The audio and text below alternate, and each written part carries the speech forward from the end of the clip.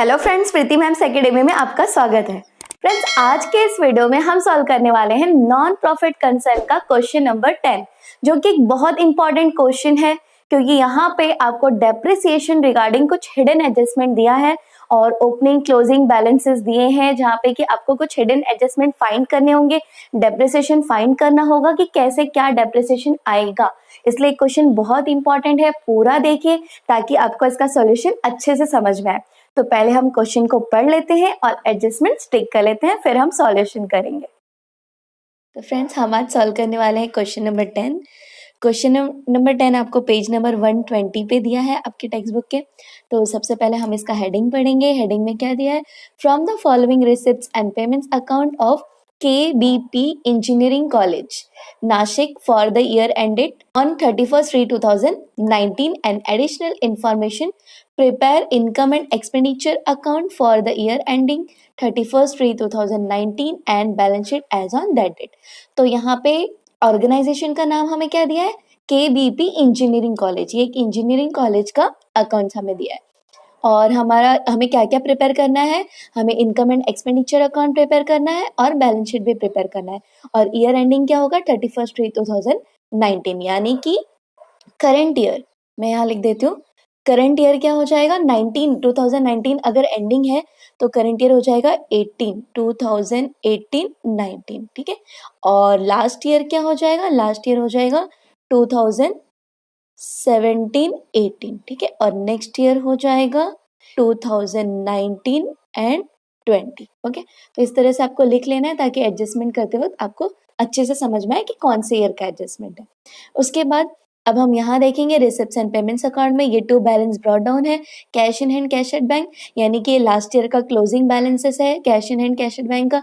तो इसे हम इग्नोर करेंगे, इसे हम इस ईयर के अकाउंट में ट्रांसफर नहीं करेंगे क्योंकि हमें ओपनिंग बैलेंस शीट नहीं बनाना है, क्योंकि यहाँ पे हमें ऑलरेडी कैपिटल फंड दिया हुआ है। अगर हमें कैपिटल फंड दे दिया होता है तो इसे हम कट कर देते हैं, ये कहीं नहीं जाएगा फिर, ओके। और अगर कैपिटल फंड हमें नहीं दिया होता है, ओपनिंग कैपिटल फंड, तो ये जो ओपनिंग बैलेंस शीट हमें बनाना पड़ता है उसमें लिखते हैं हम। तो हमें कैपिटल फंड यहाँ तो ऑलरेडी दे दिया है तो इसे हम कट कर देंगे, ओके, इसे कहीं नहीं लिखेंगे। अब आगे जो भी एंट्रीज दी है ये तो जब हम एंट्रीज करेंगे तब मैं एक एक करके आपको बताऊंगी। तो अब हम डायरेक्टली यहाँ एडजस्टमेंट्स देखेंगे। तो एडजस्टमेंट्स में क्या दिया है? सबसे पहले दिया है बुक्स। तो बुक्स क्या होता है? असेट्स होता है, इसे हम असेट्स में लिखेंगे। और ये जो एडिशनल इंफॉर्मेशन जब भी इस तरह का दिया हो, इसका मैं पहले आपको मीनिंग बता देती हूँ। ये इस टाइप का और एक सम हमने किया था जिसमें इस तरह का एडिशनल इंफॉर्मेशन था। तो यहाँ पे ये एडिशनल इंफॉर्मेशन पे आपको कुछ असेट्स वगैरह के नाम दिए होते हैं और यहाँ पे ये जो डेट है 1/4/2018, ये हमारे करंट ईयर का ओपनिंग डेट है। अगर आप देखेंगे तो हमारा करंट ईयर का एंड डेट क्या है? 31st-3/2019 हमारा करंट डेट है, करंट ईयर का एंडिंग डेट है। तो ओपनिंग क्या हो जाएगा? 1/4/2018 हो जाएगा, मतलब इस ईयर का पहला दिन, इस करंट ईयर का पहला दिन। तो पहले दिन पे ये सारे असेट्स थे इस ऑर्गेनाइजेशन में, यानी कि ये लास्ट ईयर का क्लोजिंग हो जाएगा, ठीक है। ये लास्ट ईयर का क्लोजिंग होगा तभी तो करंट ईयर का ओपनिंग होगा। तो ये जो सारा ओपनिंग हमें दिया होता है असेट्स, ये सबसे पहले हम ट्रांसफर करते हैं। उसके बाद हम जो भी इस करंट ईयर का असेट्स है या जो भी, वो सारा हम ट्रांसफर करते हैं। पहले ये वाला हम ट्रांसफर करते हैं करंट ईयर के बैलेंस शीट में, ओके। तो यहाँ पे सबसे पहले हमें बुक्स दिया है, बुक्स का ओपनिंग अमाउंट दिया है 6 लाख और क्लोजिंग भी दिया है हमें 6 लाख। अब यहाँ पे आपको एक चीज ध्यान देना है, जब भी आपको इस तरह का एडजस्टमेंट दिया हो तो जब यहाँ पे जो भी आपको असेट्स दिया है वो आप सबसे पहले यहाँ ढूंढेंगे पेमेंट्स में कि उस असेट्स का नाम फिर से आ रहा है क्या।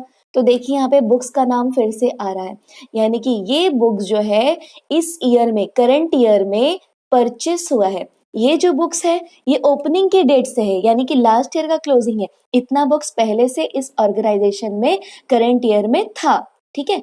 और ये जो बुक्स है 61,000 का, ये इस ईयर और परचेस हो गया है। तो परचेस जो हो जाता है उसे हम उसी में ऐड करेंगे, ठीक है। ये बुक्स और ये बुक्स दोनों ऐड हो जाएंगे। तो इस बुक्स को हमें इसमें ऐड करना है, तो यहाँ हमें एक टिक करना होगा।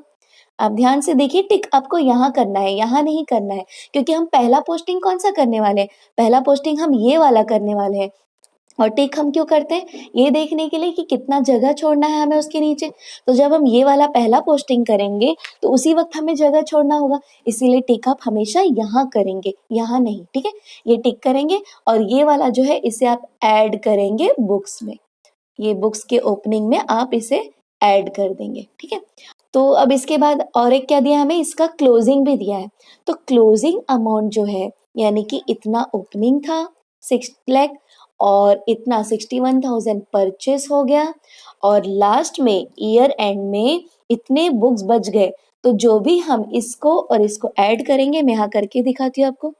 ये 6 लाख के अंदर ये जो परचेस हुआ है इसे ऐड करना होगा। तो 61,000 कितना हो जाएगा, 6,61,000 हो जाएगा। अब इसमें आपको ये जो अमाउंट है इतना बच गया है, तो इतना आउटर कॉलम में आपके बैलेंस शीट के असेट साइड के ये आउटर कॉलम में आ जाना चाहिए, मतलब ये क्लोजिंग स्टॉक है बुक्स का। अगर हमने ये 6 लाख माइनस किया सपोज, तो कितना बच जाएगा, 61,000 बच जाएगा। तो 61,000 जो होगा, मैं यहाँ लिख के दिखाती हूँ आपको, 6,61,000 है, इसमें से ये 6 लाख क्लोजिंग जब हम माइनस करेंगे तो कितना बच जाएगा, 61,000। तो ये जो 61,000 है ये डेप्रिसिएशन हो जाएगा, ठीक है, डेप्रिसिएशन, ये डेप्रिसिएशन हो जाएगा। तो ये जो 61,000 है ये हमें माइनस करना पड़ेगा। कहाँ से माइनस करना पड़ेगा, 6,61,000 में से 61,000 माइनस करेंगे, क्योंकि डेप्रिसिएशन तो माइनस करते हैं ना, इसलिए। तो इसके ऊपर और एक टिक करना होगा हमें यहाँ पे, ये क्लोजिंग अमाउंट आउटर कॉलम में 6 लाख फिर आ जाएगा। तो ये जब मैं एडजस्टमेंट आपको सॉल्व करके बताऊंगी उस वक्त मैं फिर से एक्सप्लेन करूंगी। अभी सिर्फ आपको टिक करना था और एक, इसलिए मैंने यहाँ पे इन शॉर्ट एक्सप्लेन कर दिया कि और एक टिक क्यों करना है। उसके बाद क्या दिया है, फर्नीचर। तो फर्नीचर को भी हम पहले यहाँ ढूंढेंगे कि फर्नीचर और परचेस हुआ है क्या। तो देखिए यहाँ पे फर्नीचर दिया है, मतलब फर्नीचर भी परचेस हो रहा है। तो ये वाला फर्नीचर हम ऐड करेंगे, कौन से, ये ओपनिंग फर्नीचर में, ठीक है, ऐड इन फर्नीचर। तो ये इसमें ऐड करना है, तो यहाँ पे हम एक टिक कर लेंगे। और देखिए फर्नीचर में भी एज इट इज ओपनिंग भी दिया है, क्लोजिंग भी दिया है। तो पहले असेट्स में हम ये वाला अमाउंट लिखेंगे, ओपनिंग फर्नीचर। उसके बाद ये वाला जो फर्नीचर का अमाउंट है 51,000, वो हम ऐड कर देंगे, तो उसके लिए एक टिक कर लिया हमने। उसके बाद इतना क्लोजिंग फर्नीचर का बच जाएगा। तो सेम इसी तरह बुक्स की तरह करेंगे, पहले हम ये ओपनिंग अमाउंट में ये वाला अमाउंट जो है 51,000 ऐड करेंगे और जो भी आएगा उसमें से 3 लाख माइनस करके देखेंगे कितना आ रहा है, और जो बैलेंस बच जाएगा वो क्या हो जाएगा, डेप्रिसिएशन हो जाएगा। तो ये भी जब मैं सॉल्व करूंगी, एडजस्टमेंट करवाऊंगी, तब मैं आपको अच्छे से समझाऊंगी कि कैसे कैलकुलेशन करना है। तो फिलहाल आपको क्लोजिंग जो है वो बैलेंस मतलब डेप्रिसिएशन माइनस करना होगा और क्लोजिंग आउटर कॉलम में लिखना होगा असेट्स के, यानी कि इस पे और एक एडजस्टमेंट है, तो यहाँ पे और एक आपको टिक कर लेना है, ठीक है। जब भी आपको ओपनिंग क्लोजिंग दोनों दिया हो तो समझ जाना है कि इसके ऊपर और एक हिडन एडजस्टमेंट है डेप्रिसिएशन रिगार्डिंग, ओके। तो यहाँ पे 2 टिक आ जाएगा। ये फर्नीचर कहाँ जाएगा, असेट्स में। और आगे क्या दिया है, बिल्डिंग फंड। तो बिल्डिंग फंड कहाँ जाता है, लाइबिलिटीज।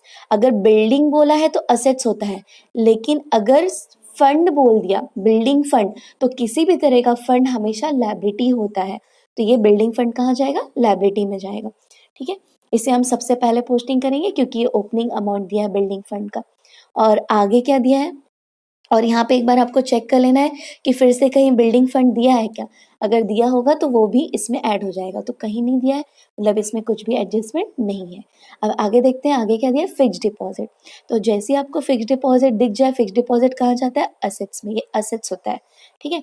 तो फिक्स डिपॉजिट जैसे आपको ये दिख गया, वैसे फिर से आप यहाँ ढूंढेंगे कि फिर से फिक्स डिपॉजिट यहाँ पे परचेस हो रहा है क्या और डिपॉजिट्स हो रहा है क्या। देखिए यहाँ पे दिया है, तो ये फिक्स डिपॉजिट दिया है यहाँ पे, मतलब फिर से और फिक्स डिपॉजिट हो रहा है, तो इसे हमें यहाँ ऐड करना होगा। तो यहाँ पे मैं लिख देती हूँ ऐड इन फिक्स डिपॉजिट, ठीक है। और यहाँ ऐड करना होगा तो यहाँ पे एक टिक कर लेंगे। जितने भी असेट्स रिगार्डिंग इंफॉर्मेशन होते हैं उसका जो भी एडिशन हुआ है, परचेज हुआ है, आपको यहाँ मिलेगा। और लायबिलिटीज रिगार्डिंग जो भी दिया है ओपनिंग बैलेंस, उसका अगर और कुछ ऐड होगा या कुछ तो फिर वो यहाँ मिला होगा, यहाँ दिया होगा। इसलिए लायबिलिटी का हम यहाँ ढूंढते हैं और असेट का फिर से परचेस हुआ है क्या, हम यहाँ ढूंढते हैं। तो फिक्स डिपॉजिट हमने देख लिया, यहाँ और हो रहा है डिपॉजिट, तो ये हमें ऐड करना है इसमें, तो इसमें हमने टिक कर लिया। अब आगे, और इसमें कुछ भी क्लोजिंग बैलेंसेस नहीं दिया है तो एक ही टिक आएगा, दूसरा एडजस्टमेंट नहीं है। आगे क्या दिया है, कैपिटल फंड। कैपिटल फंड ये ओपनिंग कैपिटल फंड है, इसे हम कहाँ लिखते हैं, बैलेंस शीट के लायबिलिटी साइड में सबसे टॉप में लिख देंगे, ठीक है। तो ये सारा एडजस्टमेंट्स हमने यहाँ का देख लिया। ये हिडन एडजस्टमेंट है, यहाँ पे डेप्रिसिएशन भी हमें कैलकुलेट करना है, किसके ऊपर, बुक्स में और फर्नीचर में। तो ये क्वेश्चन बहुत इंपॉर्टेंट है, आप टिक कर लेना और पूरा क्वेश्चन आप ध्यान से देखना जब हम सॉल्व करेंगे, बहुत ज़्यादा इंपॉर्टेंट क्वेश्चन है ये। आगे देखते हैं एडजस्टमेंट क्या दिया है। तो एडजस्टमेंट में दिया है 50% of donation are for building fund and the balance is to be treated as revenue income. ये देखिए, डोनेशंस का 50% जो है वो बिल्डिंग फंड में ऐड होगा। कहाँ है डोनेशन, यहाँ। इसका 50%, तो 50% के लिए हम इसमें से माइनस करेंगे 50% डोनेशन में से, और वो कहाँ ऐड कर देंगे हम, बिल्डिंग फंड में। उसको हमें बिल्डिंग फंड मानना है, तो बिल्डिंग फंड में एक और टिक आ जाएगा, क्योंकि ये वाला जो डोनेशन का 50% माइनस करके हमें बिल्डिंग फंड में वो 50% ऐड करना होगा। तो पहले से बिल्डिंग फंड इतना है 10 लाख, और उसमें से डोनेशन का 50% यानी कि 7 लाख का 50% कितना हो जाएगा, 3,50,000। तो 3,50,000 हमें फिर से बिल्डिंग फंड में ऐड करना है, इसलिए मैंने देखिए बिल्डिंग फंड में भी टिक कर लिया, एडजस्टमेंट है इस पर, ठीक है। और इसका एक इफेक्ट कहाँ जाएगा, पहले तो डोनेशन से 50% माइनस होगा, लेस 50% फ्रॉम डोनेशन, और सेकेंड इफेक्ट जो है बिल्डिंग फंड में ऐड हो जाएगा, ठीक है। आगे क्या दिया है, आउटस्टैंडिंग सब्सक्रिप्शन ₹5,300। तो सब्सक्रिप्शन आउटस्टैंडिंग है, कुछ नहीं बोला है ईयर का नाम, मतलब ये करंट ईयर का आउटस्टैंडिंग है। तो ये करंट ईयर का आउटस्टैंडिंग हम सबसे पहले तो क्या लिखेंगे, सब्सक्रिप्शन के फॉर्मेट में। तो यहाँ पे मैं लिख देती हूँ फॉर्मेट, हम फॉर्मेट बनाते हैं ना सब्सक्रिप्शन का, तो जो करंट ईयर का आउटस्टैंडिंग सब्सक्रिप्शन जहाँ हम लिखेंगे उसके सामने हम ये अमाउंट लिख देंगे। और इसका सेकेंड इफेक्ट क्या हो जाएगा, अगर सब्सक्रिप्शन आउटस्टैंडिंग है तो सब्सक्रिप्शन क्या होता है, इनकम होता है, और इनकम आउटस्टैंडिंग यानी कि इनकम मिलना बाकी है, मतलब ये हमारा असेट्स बन जाता है। तो इसका सेकेंड इफेक्ट जाएगा असेट्स में। कभी भी कोई भी इनकम अगर मिलना बाकी है, आउटस्टैंडिंग है, तो वो क्या बन जाता है, असेट्स बन जाता है। आगे क्या दिया है, life membership fees are to be capitalise. Life membership fees को पूरा कैपिटलाइज करना है। कहाँ दिया है लाइफ मेंबरशिप फीस, यहाँ पे, इसे हमें कैपिटलाइज करना है, तो इसे हम डायरेक्टली लायबिलिटी में कैपिटल फंड में ऐड कर देंगे, ऐड इन कैपिटल फंड। क्यों, क्योंकि ये लाइफ मेंबरशिप फीस पूरा का पूरा कैपिटलाइज हो गया है, तो हम डायरेक्टली इसे कैपिटल में ऐड करेंगे, लायबिलिटीज में लिखेंगे। और अगर ये नहीं भी दिया होता लाइफ मेंबरशिप फीस कैपिटलाइज, तो भी लाइफ मेंबरशिप फीस हम हमेशा लायबिलिटीज में ही लिखते हैं। आपने अगर मेरा पहला वीडियो जो है introduction of non profit concern का, अगर वो आपने देखा होगा तो उसमें मैंने एक्सप्लेन किया है कि लाइफ मेंबरशिप फीस हमेशा लायबिलिटी में ही जाता है। तो ये लायबिलिटी में लिखेंगे और इसे कैपिटलाइज करना है, इसलिए हम कैपिटल फंड में ऐड कर देंगे इसे, ओके। तो ये हमने सारा एडजस्टमेंट टिक कर लिया। आप अगर इसे स्क्रीनशॉट लेना चाहे तो ले लीजिए, और आपके पास जो क्वेश्चन होगा उस पर एज इट इज टिक करके ले लीजिए, और सॉल्यूशन देखते वक्त यानी कि वीडियो देखते वक्त इसे आप सामने रखिएगा ताकि आपको सॉल्यूशन अच्छे से समझ में आए। तो फ्रेंड्स, हमने क्वेश्चन पढ़ लिया है, एडजस्टमेंट टिक कर लिया है, अब हम सॉल्यूशन करेंगे। तो यहाँ पे आपको नाम क्या दिया था ऑर्गेनाइजेशन का, KVP इंजीनियरिंग कॉलेज, तो वो हमने लिख दिया है in the books of KVP engineering college.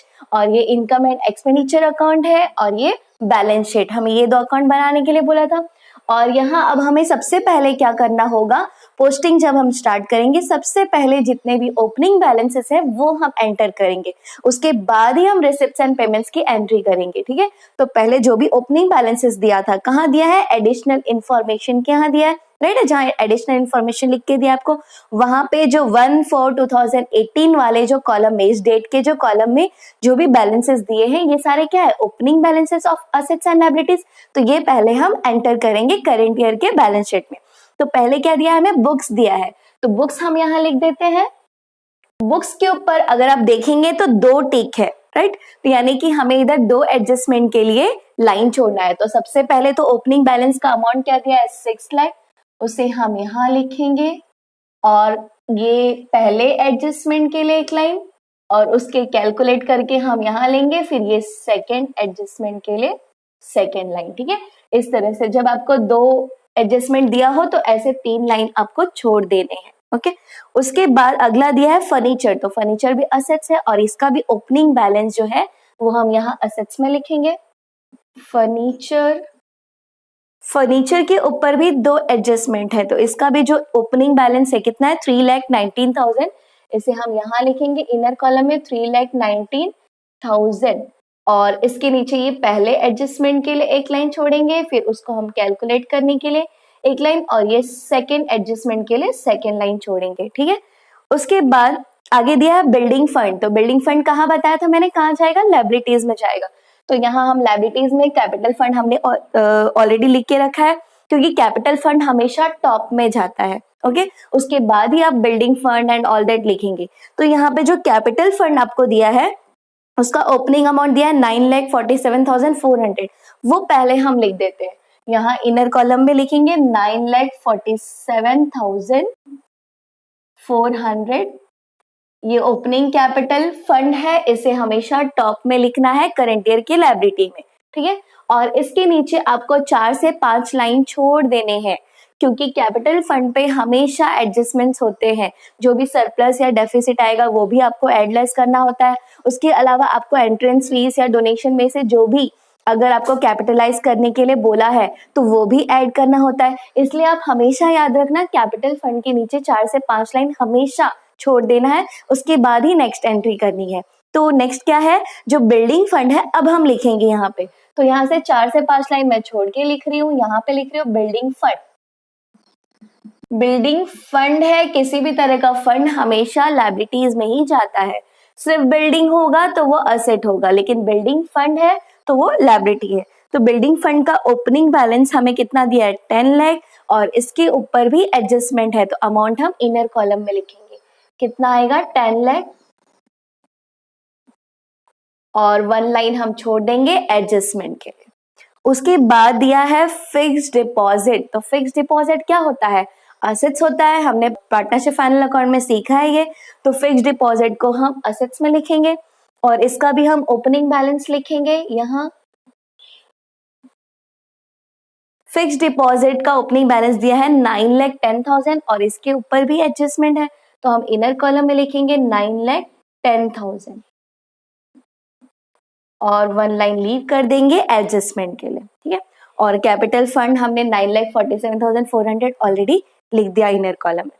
उसके बाद अब ये जो क्लोजिंग बैलेंसेस है ये हम अभी नहीं देखेंगे, जब हम एडजस्टमेंट करेंगे फिर से तब हम वो देखेंगे।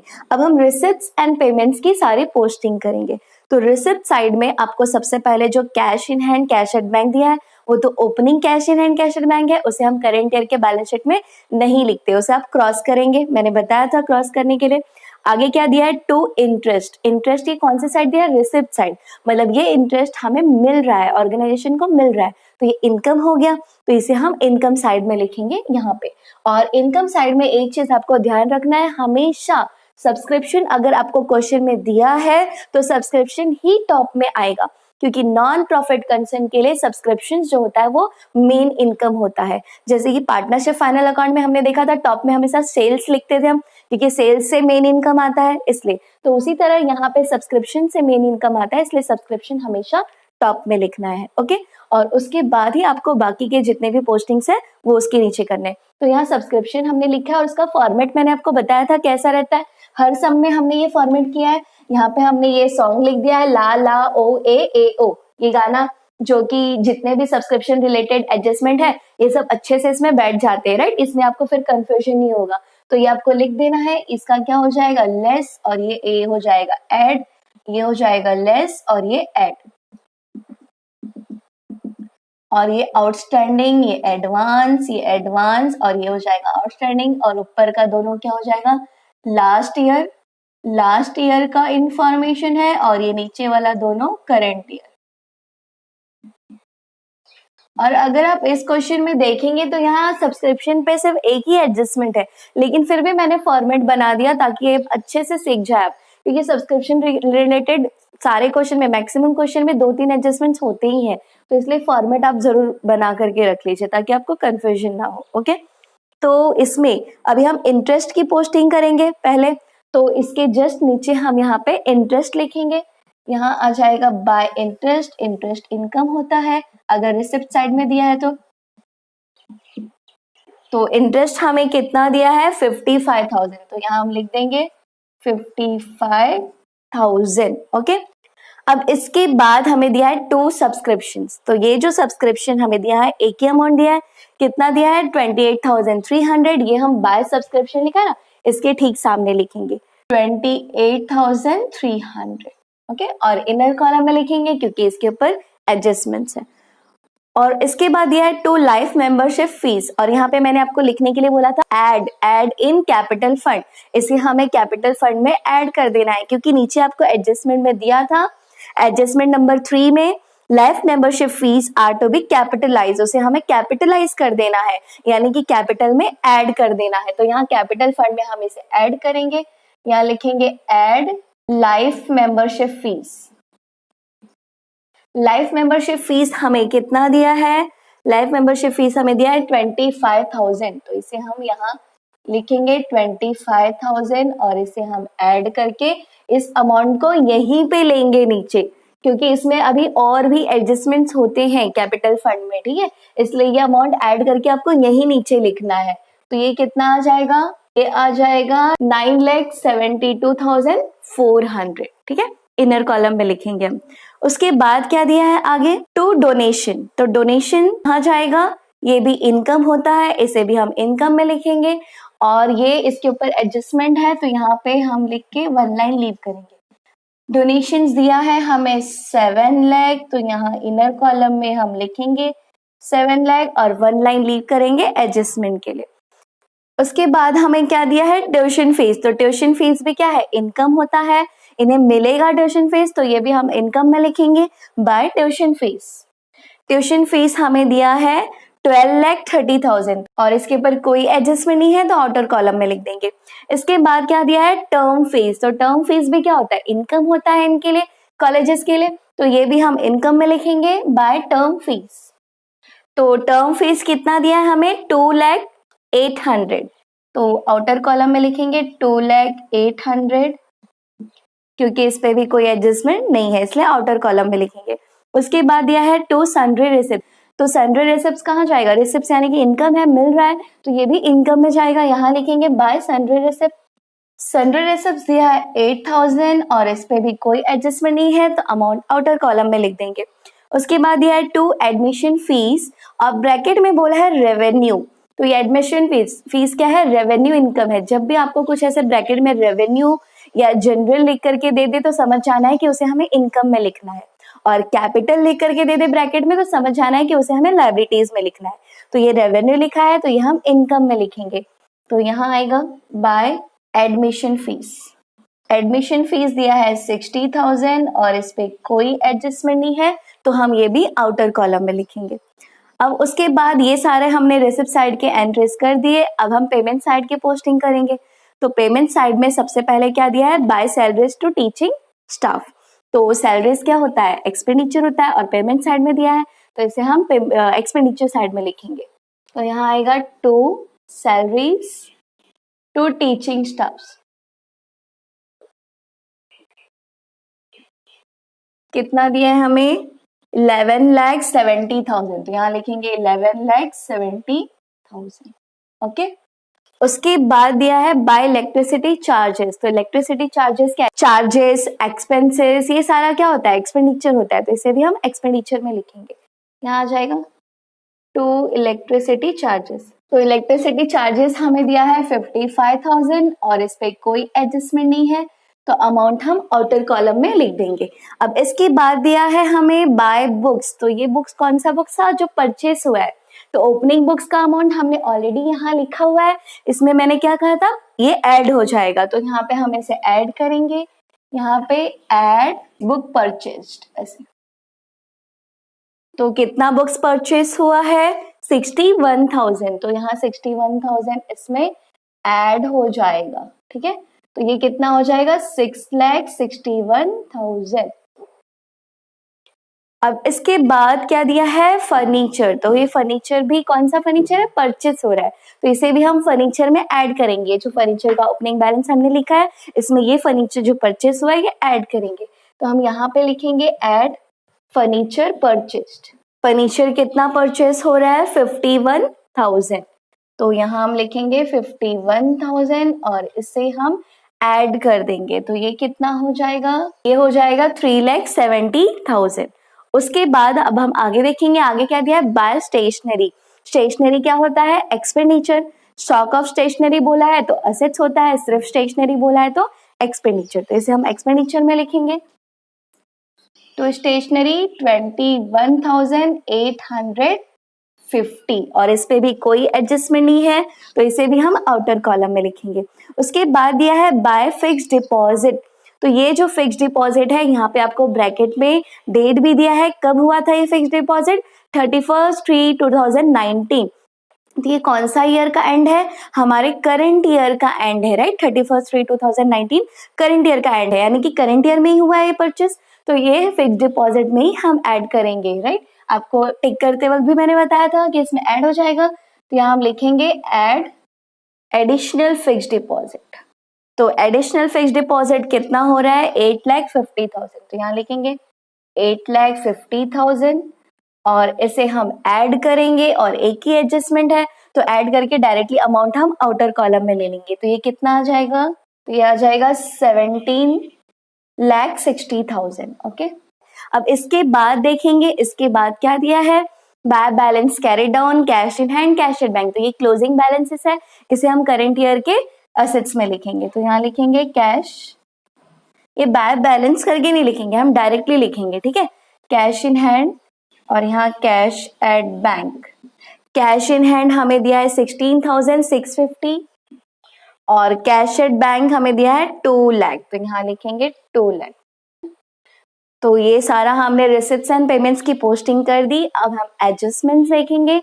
तो एडजस्टमेंट में ये जो एडिशनल इंफॉर्मेशन दिया था ना, जहां से कि हमने ओपनिंग बैलेंस से सारा लिखा, ये अब हम पहले देखेंगे, क्योंकि यहाँ क्लोजिंग बैलेंसेस भी हमें दिया है, मतलब इसमें भी हिडन एडजस्टमेंट्स है। तो पहले हम ये सॉल्व करेंगे, ठीक है।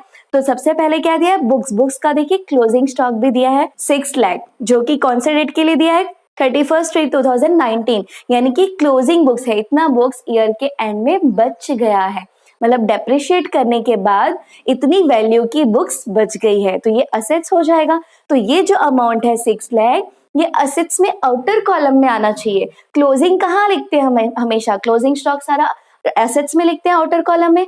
तो ये जो इतना बुक्स है 6 लाख का, इतना बुक्स जो है, मतलब डेप्रिशिएट करने के बाद इतना बुक्स है, ठीक है, उसका बुक वैल्यू है, तो ये हमेशा आउटर कॉलम में आना चाहिए। तो जो दोनों में बैलेंस आएगा ना, ये जो क्लोजिंग का अमाउंट जो दिया है 6 लाख और ये वाला जो अमाउंट है 6,61,000, दोनों में जो बैलेंस आएगा माइनस करके कितना आएगा, 61,000। तो 61,000 क्या हो जाएगा, डेप्रिसिएशन हो जाएगा, मतलब उतने वैल्यू ऑफ बुक्स जो है वो डेप्रिशिएट हो गए हैं।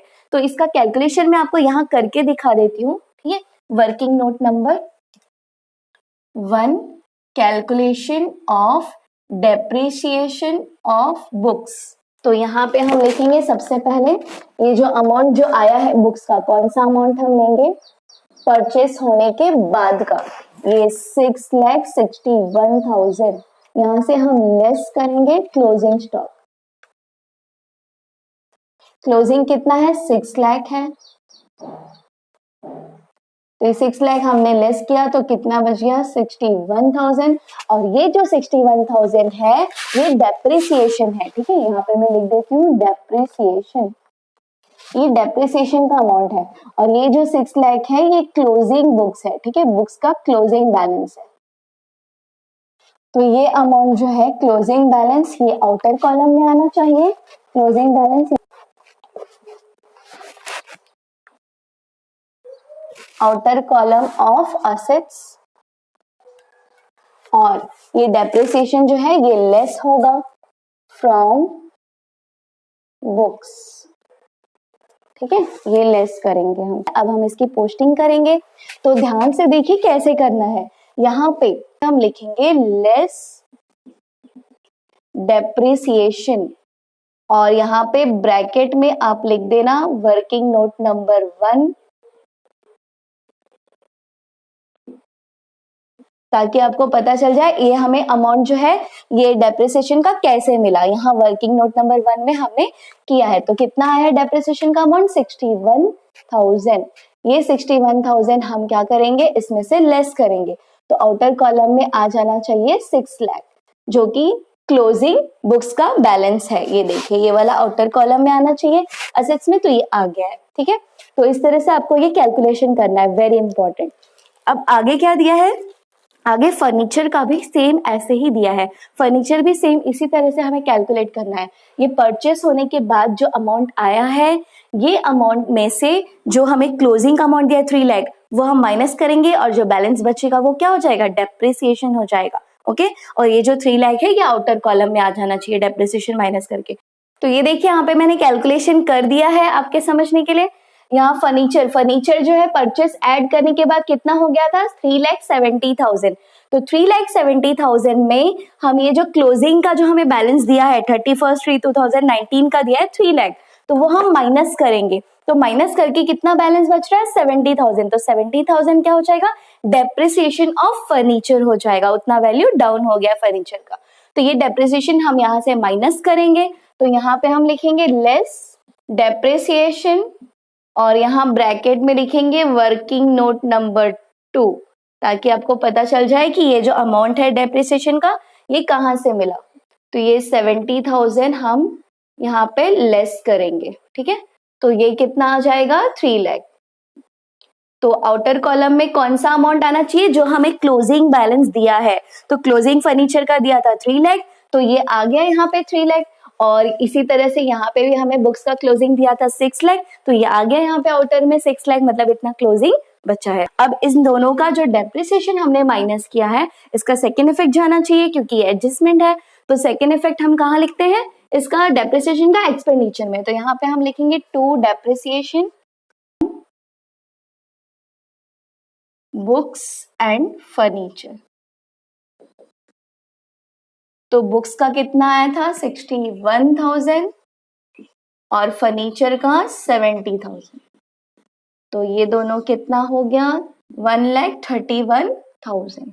ओके, अब इसके बाद हम आगे देखते हैं। आगे हमें बाकी किसी भी जो बिल्डिंग फंड है और फिक्स्ड डिपॉजिट है या कैपिटल फंड है, उसमें किसी में भी क्लोजिंग बैलेंस नहीं दिया है, तो वो उसमें कोई हिडन एडजस्टमेंट नहीं है। तो अब हम आगे देखेंगे, आगे क्या दिया है।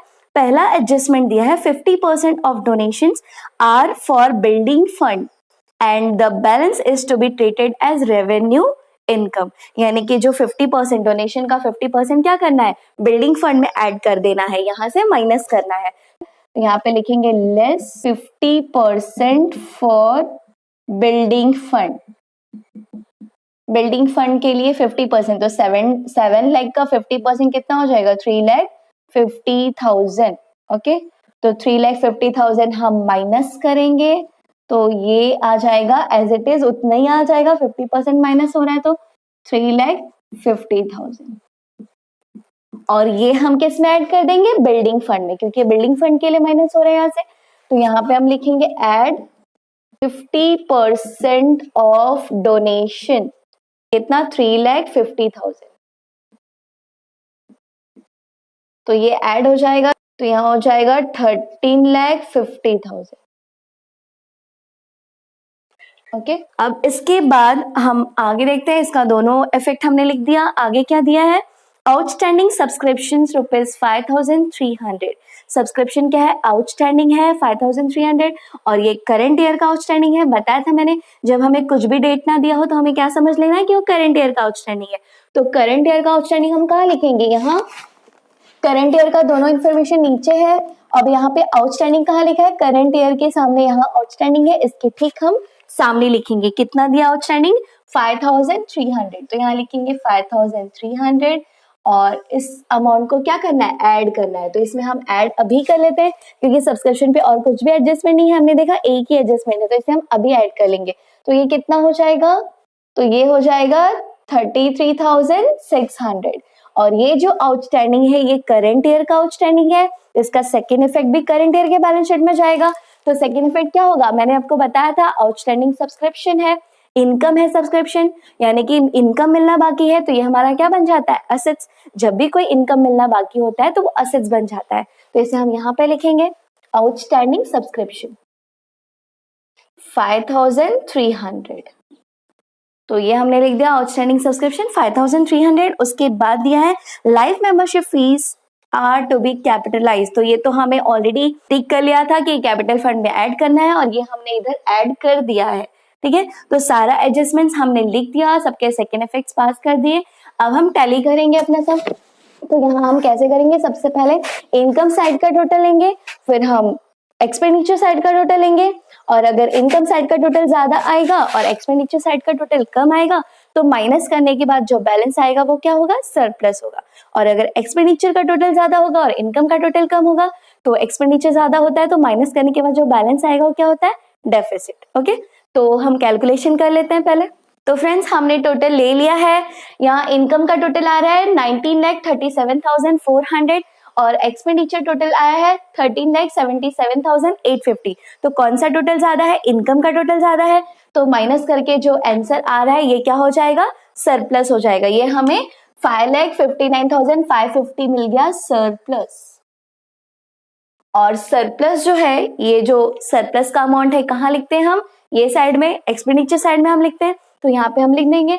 और ये जो कैलकुलेशन है आप साइड में करना, यहाँ पे मत करना था। मैंने यहाँ किया है ताकि आपको अच्छे से क्लियरली दिखाई दे। ओके, तो मैं यहाँ सरप्लस लिख देती हूँ, टू सरप्लस कैरिड डाउन 5,59,550। तो ये आ गया सरप्लस। और यहाँ पे जो अमाउंट ज्यादा आया है, इनकम का जो अमाउंट ज्यादा है वो हम यहाँ दोनों साइड में लिखेंगे। ओके, तो यहाँ पे मैं लिख देती हूँ 19,37,400। यहाँ भी 19,37,400। अब ये जो सरप्लस का अमाउंट जो हमें मिला है इसे हम क्या करेंगे, ऐड करेंगे। तो यहाँ पे हम सरप्लस ऐड कर देते हैं। कितना आया है, यहाँ लिखेंगे ऐड सरप्लस। सरप्लस कितना है, 5,59,550। यहाँ लिखेंगे 5,59,550 और इसे ऐड करके हम आउटर कॉलम में ले लेंगे। तो कितना आ जाएगा यहाँ पे, 15,31,950। ओके, तो ये यहाँ पे आ गया 15,31,950। अब हम लायबिलिटी साइड का टोटल करेंगे और असेट साइड का टोटल करेंगे, और दोनों साइड का टोटल क्या होना चाहिए, सेम आना चाहिए, टैली होना चाहिए, तो हमारा आंसर करेक्ट होगा। तो हम टोटल करके देखते हैं कितना आ रहा है असेट्स का। तो यहाँ का टोटल आया है 28,81,950 और यहाँ का भी टोटल है 28,81,950। तो असेट्स एंड लायबिलिटीज टैली हो रहा है, हमारा आंसर भी करेक्ट है। अगर आप स्क्रीनशॉट लेना चाहें तो ले लीजिए। तो फ्रेंड्स हमने क्वेश्चन नंबर 10 सॉल्व कर लिया है। अब नेक्स्ट वीडियो में हम सॉल्व करेंगे क्वेश्चन नंबर 11। और अगर इसमें आपको कुछ भी डाउट है तो आप मुझे कमेंट सेक्शन में पूछ सकते हैं। तो फ्रेंड्स अगर आज का ये वीडियो आपको पसंद आया हो तो इसे लाइक कीजिए, शेयर कीजिए और हमारे चैनल को सब्सक्राइब कीजिए और बेल आइकन भी प्रेस कर दीजिए ताकि आपको हमारे हर वीडियोस की नोटिफिकेशंस मिलती रहे। और ये वीडियो अपने फ्रेंड्स को भी जरूर शेयर कीजिए। Thank you.